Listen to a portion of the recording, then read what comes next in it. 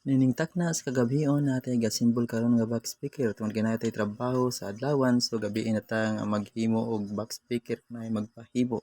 So ato siyang gitistingan.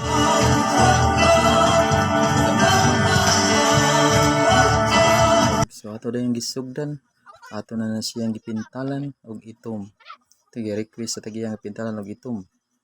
Og karon nahuman na nato og pintal og ato na siyang plastada og unsay porma.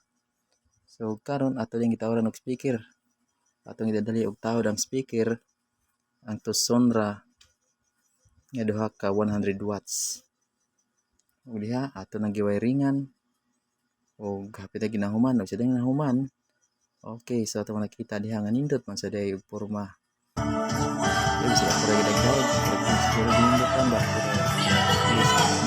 Siya.